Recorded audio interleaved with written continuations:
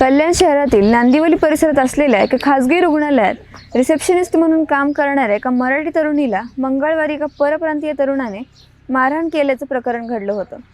त्यानंतर महाराष्ट्र नवनिर्माण सेनेच्या कार्यकर्त्यांनी जोरदार आवाज उठवत हे प्रकरण चांगलंच लावून धरल्याने पुढे या प्रकरणात 2 आरोपींना पोलिसांनी अटक केली आहे। मात्र आता ह्या प्रकरणात एक नवा व्हिडिओ समोर आला आहे आणि यात नेमकं काय घडलं आहे ते पाहूयात।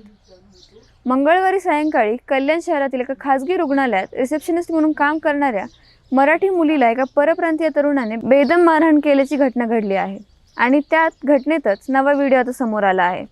या व्हिडिओमध्ये सुरुवातीला किरकोळ वादावादीतून बोलाबोली सुरू झाली आणि नंतर आरोपी असलेले गोकुळ जहा यांनी रिसेप्शन काउंटरवर लात मारली।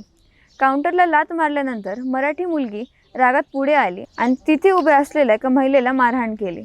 पुढे वाद अधिक चिघळत गेला आणि गोकुळ झा आणि रणजित झा या दोन्ही तरुणांनी या मुलीवर मारहाण करत तिला जमिनीवर पाडलं। हे या नवीन व्हिडिओमधून दिसून येत आहे। एकंदरीत कल्याणमध्ये मराठी मुलीवर झालेल्या हल्ल्याविषयी तुम्हाला काय वाटतं? या मराठी मुलीची चूक आहे की या परप्रांतीय तरुणाची?